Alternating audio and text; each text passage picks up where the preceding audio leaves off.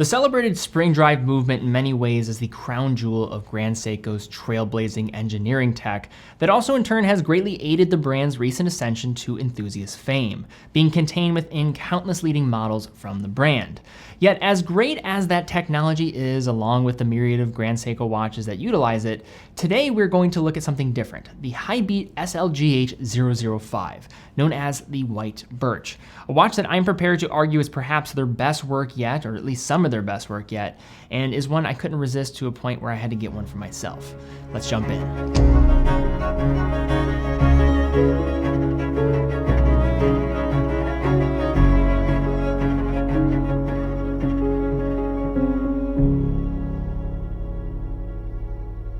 Now, one of the biggest reasons why this White Birch is so important for Grand Seiko is the movement, but it actually is not a spring drive movement. But if you're looking to learn more about this spring drive, I've heard this statement time and time again when referring to Grand Seiko, but you've always been curious about how it works. We have an article down below that goes through all the details and everything you need to know about how this watch works, understanding the tri-synchro regulator, also including an entire video that explains this concept in tandem with the text that goes into more details about the history and how Grand Seiko was able to produce this remarkable technology. Link will be in the description down below, one of my favorite articles that we've ever put together. Now, Grand Seiko was born as an aspirational and more luxurious pursuit in 1960, intended to directly combat what was then considered higher tier watchmaking coming from Switzerland. An important development that enabled the brand to have an edge in these heated competitions was their pioneering efforts towards high beat calibers during the 1960s, with the production of their first automatic 5Hz watch coming in 1968,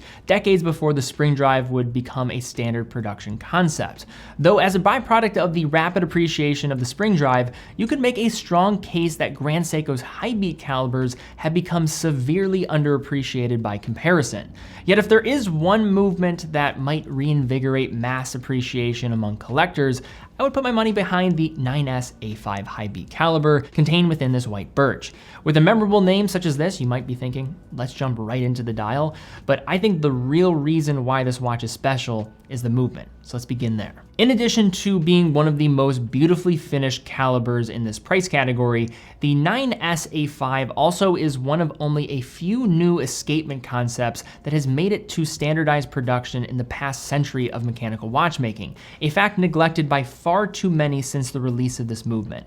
Unveiled in 2020, this caliber made its first appearance within the SLGH002, a solid gold limited edition model that paved the way for future creations. At its most rudimentary level, the 9S-A5 is a high-beat automatic caliber oscillating at 36,000 vibrations per hour or 5 Hz, being utilized to create a higher level of accuracy and stability to the regulating organ for optimal isochronism. And while there are many inherent benefits to high-beat calibers, the largest challenges that come with higher frequencies are energy efficiency and wear on smaller parts. As a response to these challenges, Grand Seiko spent 9 years in development on this project for the movement, being led by designer Hisashi Fujita, who described his aim for the caliber as being to aim to achieve high accuracy and long-lasting performance and to bring about a revolution in mechanical watches. So how exactly did they do it, and how does this movement work?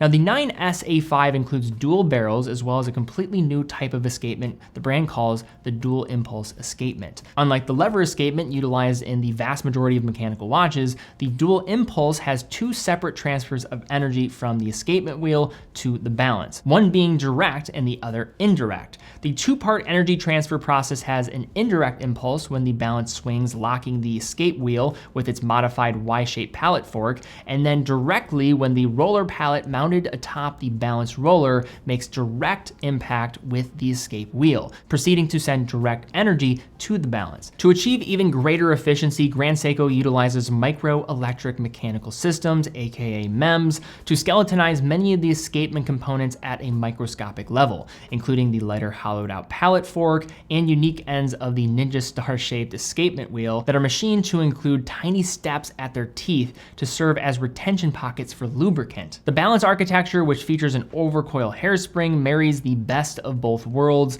being one of the Spree-Frunk variety, counteracting the adverse effects of shocks that can come with traditional regulator pin setups, but also includes a patented stud that enables fine-tune adjustment. In terms of accuracy, Grand Seiko quotes their range of tolerances based on a couple of factors, +5 to -3 seconds per day at a static position, and +8 to -1 seconds per day during traditional wear, with my example running at +2 to +4 seconds a day when testing across 5 different positions. Getting away from the tech involved and shifting over to the finish, this 9SA5 caliber is among the best in class for a movement available under $10,000. It features matte Cote de Genève across the central bridges, micro perlage visible on the base plate beneath the balance, a skeletonized and engraved rotor, an array of polished screw heads, polished sinks for jewels, and anglage on pretty much every bridge edge. A seldom seen movement finish technique in this price arena. In terms of general operation here for this movement, 36,000 vibrations per hour, 5 Hz. It does feature hacking and hand winding, and has a power reserve of 80 hours, making it one of the longest power reserves I am aware of on the market for a 5 Hz movement. Simply put, this movement is a joy to discover, and we're really just scratching the surface here. And I wanted to talk about it more because I think people do neglect this concept when looking at this watch. And if you do want more information on it, I will link to a presentation down below by the brand's brand curator, Joe Kirk, who is an amazing resource for all things Grand Seiko. I'll link to that down below if you do want to get lost even further about this caliber. In contrast to well done but understated movement finish techniques, the dial on this White Birch is one of the most striking of any Grand Seiko watch. As a quick aside, there are also now other members of the Birch family, including the spring drive SLGH009, which draws the most comparisons. Although it is important to mention that the dial texture is much more aggressive with the high beat, an aesthetic difference I don't think many people might be cognizant of. Resting beneath a very lightly domed sapphire crystal with anti-reflective coating on the underside, the primary dial surface of the White Birch has a bit more of a gray or silver in its color, as well as a deeper and more prominent texture. At the outskirts, a shallow rehaut in a matching tone comes with printed black linear markings. Inward are some of the most beautiful applied indices in any Grand Seiko watch, denoting the hours, showcasing finely faceted surfaces along with central linear channels that are matte finished inside. The handset is also razor sharp and neatly faceted, with the hour hand repeating the relative design from the hour indices. At 3, the date window follows the blend of faceting, polishing, and matte finishes, while allowing a clear view of the date disc lying underneath. At 12, an applied GS signature rests over the brand's printed word mark, featuring only high beat 36,000 and 80 hours at 6. Even under the most intense macro scrutiny, this dial simply sings, with the printing in particular almost inexplicably resting all on the same plane despite the textured surface on which it sits. Shifting to case and wear, the 005 measures in with a 40mm diameter, an 11.7mm thickness, and a 47mm lug-to-lug length. In totality, the watch is a nice middle-of-the-road offering, coming in a versatile set of dimensions that are likely going to work well for all but the largest and smallest of wrists. In addition, the refinements that went into the movement also made the watch thinner compared to the majority of the brand's automatic and spring drive sports lineup, while also bringing the center of gravity closer to the wrist in the process, making this 40mm case feel especially planted and balanced when locked into position. Grand Seiko has gotten their fair share of criticism surrounding their bracelets, including from myself in the past, mostly as a byproduct of having to compete with brands that are delivering some of the best-in-class approaches to bracelet technology. And although I don't think this bracelet gets all the way there, it is a much better step forward, feeling more substantial by way of the bracelet being of stainless steel and having a solid locking mechanism. Some might not be a fan of the width of the bracelet at 22mm, but my only real qualm is no finer point of micro adjustment apart from the half links. I was fortunate enough to find the right fit for myself, but depending on how much you tend to swell up during certain parts of the year and your precise wrist size, you might not be as lucky. The rest of the case follows the format of many other sporty GS models that came before it, enacting use of Zaratsu polishing for distortion-free reflection, while also highlighting a wide array of brushed and polished angles. A slender bezel is stepped, vertically brushed on top, and polished along its sides, pairing well with the long, slender bevels that travel the length of the case sides. At 3, a screw-down crown works in tandem with the screw-down exhibition case back and securing this model's excellent 100 meters of water resistance, while also sporting an engraved GS signature. The 3-link bracelet integrates with the case with solid end links that are aggressively downturned, not bringing the normal issues with theoretical lug-to-lug dimensions, when watches go this route with design, so it wears pretty true to size. But in case you want the watch to wear smaller or you want to swap out the bracelet, you have drilled lugs to make the job a little bit easier. So now to unpack looking at this Grand Seiko White Birch, and I'm going to speak about this watch as somebody who's very fond of it, but also has some experience now wearing it on the wrist for many months now.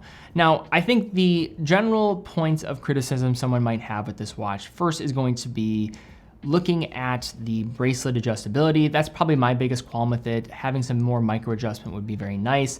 I am probably a half of a half link away from this thing being perfect. It still fits me very well, but there are probably some people out there that won't be as lucky as I was. Since Grand Seiko leads into more of these deployant style clasps, it does make it more difficult to pull off micro adjustment. There's not many brands that do pull it off in a very nice way and still have that kind of refined look that also doesn't have this protruding back end of the bracelet clasp. But then I think the other element is, some of the range of deviation I think is a little bit wider than some of the competition. Now that comes with knowing that this is a revolutionary new movement and escapement system, but if you're wanting the most accurate Grand Seiko, this is also not going to be the one probably to go for as well, especially when you have something like the spring drive Birch that is going to offer up a lot of the same looks, but not going to necessarily come with the same challenges of a high beat mechanical movement. But now I'll talk about why this was a watch that I really wanted to get and I truly love.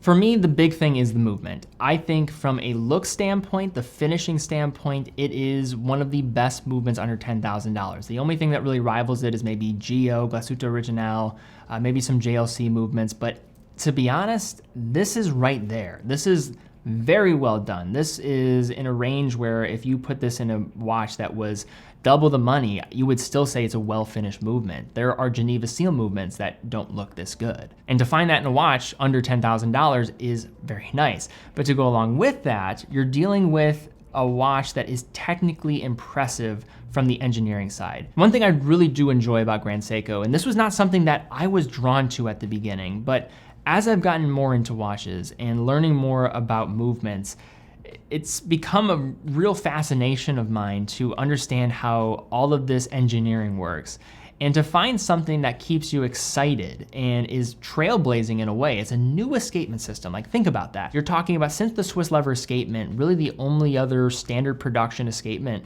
that we've seen is with the coaxial escapement. This is, in a way, the only other one that's been put out to this amount of production, which is pretty remarkable. And considering it's a high beat, it goes back to their history while still getting 80 hours of power reserve, simply phenomenal. I'm also a huge fan of this dial, the faceted indices, the birch pattern. It's simply beautiful. And it's aggressive, no question about it. It's even aggressive for Grand Seiko standards, but understated enough with its color that it still is easy to pull off in a wide variety of situations. That is also benefited with the 100 meters of water resistance. This is just a watch that tells a story under $10,000, and it gives a sense of fine watchmaking. You're getting great finishing across the board. I adore this watch, and I think for me it represents a cool, underappreciated element of Grand Seiko. Many of us know about the spring drive. It's one of the first things we know about and learn about when we learn about Grand Seiko for the first time, and it is an absolutely remarkable piece of technology. But when you have something like this that's just out there and people don't even know really exists for the most part, I think a lot of people know, like, oh, it's the Birch. Yeah, the Birch has that cool dial, but there's more to this watch than just the dial. And in fact, I think the movement is actually the #1 reason why this watch is compelling. And they've now extended out the collection to utilize more of this 9SA5 movement. But sometimes in watch collecting, you just see a watch and you're like, that's for me. It just has the right formula that just mixes with what I'm all about. And that's what I can say is exactly why I love the White Birch. But all right, guys, that is my take looking at this SLGH005. If you liked the video, please give it a thumbs up, subscribe, hit the bell icon. Also would love to see some ownership stories and some thoughts in the comments down below, because I know there probably are people that are owners of this watch. I'd love to see that. Definitely check out TeddyBaldassarre.com, full authorized dealer of 30 brands, quick and fast fulfillment, dedicated customer support, and a full factory warranty for all the products that we offer. How we're able to fund all of these productions is through selling watches on our site. So if you want to support the content, really would appreciate you just to continue to watch. But then in addition to that, buying a watch from our site is greatly appreciated. I know you can get a watch anywhere, but if you are in the market for a watch, we'd love to have your business. But guys, thank you again so much for watching. Be well, and I will see you all very soon.